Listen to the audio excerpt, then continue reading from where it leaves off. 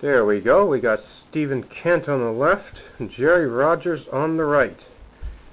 Take a good look at this, people. Take a good look at that trans people of Newfoundland.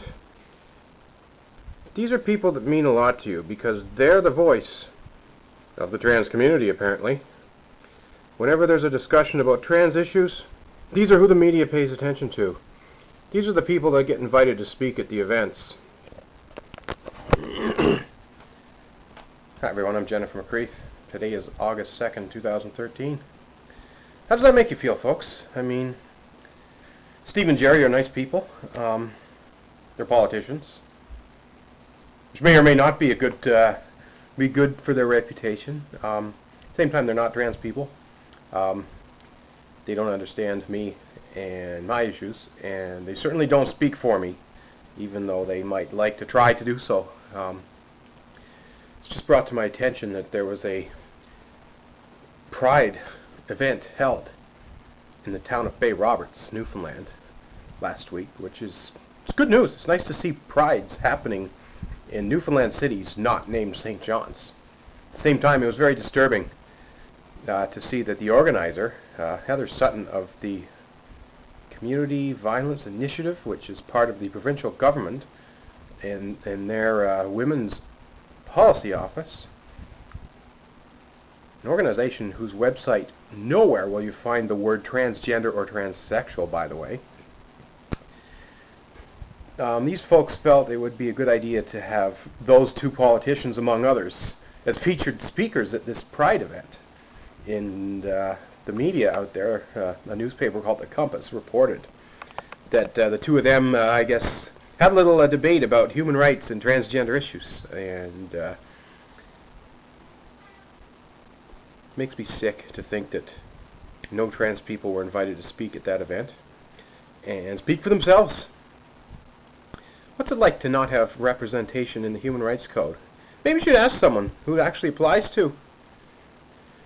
Ask someone who knows what it feels like to lose their job, knows what it feels like to be denied health care, knows what it feels like to be denied housing, knows what it's like to have family and friends turn their backs on you. We're not political pawns, we're human beings. You could argue, Gerry and Stephen, as to whether it should be a piece of legislation or whether it should be a guideline. Bottom line is you're all failing the trans community, and that's a key reason. I used to be a member of a political party, and I left that political party because I felt that political party was treating trans people and trans issues like nothing more than political posturing and pawns. We're not political pawns. You can sit there and stand up in front of a microphone and say what you want. True advocates and true allies don't throw people under the bus. Neither one of you obviously suggested that a trans person be present at this Pride event and say a few words. And hate to pick on the journalist Melissa Jenkins, who's someone I have a lot of respect for, but even in her article she made notation of the term sexual orientation not being in the Human Rights Code, when in fact the term in question is gender identity and gender expression. So it seems nobody in Bay Roberts has a darn clue about trans issues at all, and it's really upsetting and disappointing to feel helpless. I'm sitting here in a chair in front of a computer reading this discussion going on in front of the cameras. I wasn't there, I wasn't invited, I wasn't welcomed, I wasn't briefed or advised. Neither was any other trans people that I'm aware of. Trans people, you obviously want to do well in life. You want to improve access to services. You want the protections that everyone else has. I hate to say it, but you're not going to get it by sitting back here and letting politicians argue about you and treat you like a political pawn. I mean, there you go. Let's take another close look at Stephen Kent there and Gerry Rogers there. Yeah, if this is what trans advocacy in Newfoundland is all about, then hate to be blunt with you, but probably best to get the hell out of this province, because as much as I'd like to say that they're good people, which they are, they're not. They're not going to solve the trans issues. They failed. All political parties have failed miserably. Look at my case. Look at other trans people are starting to come out and tell their stories. Stories of losing jobs, government jobs. Stories of being denied health care, being denied health funding. Having doctors say, no, we're not going to help you. Having medical care plans saying, no, we're not going to fund those things for you. People have been thrown out of houses. They've been thrown out of bathrooms. They've been thrown out of airplanes. All for no reason at all, other than the fact that they are trans. And it saddens me that the trans people here are not able to get on the same page and work together and have a voice for ourselves. Instead, we're sitting back, letting others speak for us, dictate what they think our wants and needs should be. Gay-straight alliances. I'm all for gay rights and lesbian rights, but they're different than trans issues. I really could give a damn whether or not I can marry somebody. I really give a damn whether or not I'm allowed to donate blood. I could care less. You don't want my blood, Canada Blood Services, then that's your loss, not mine.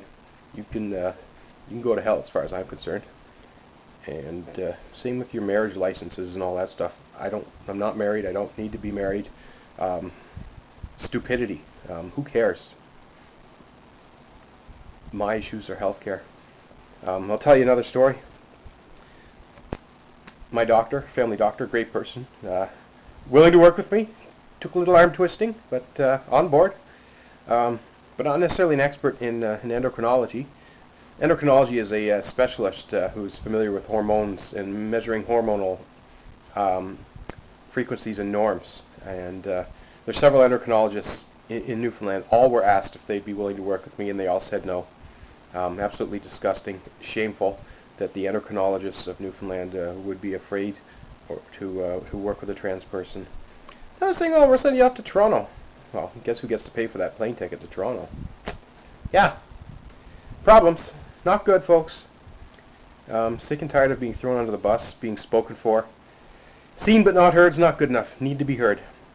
Trans people, Newfoundland trans people specifically,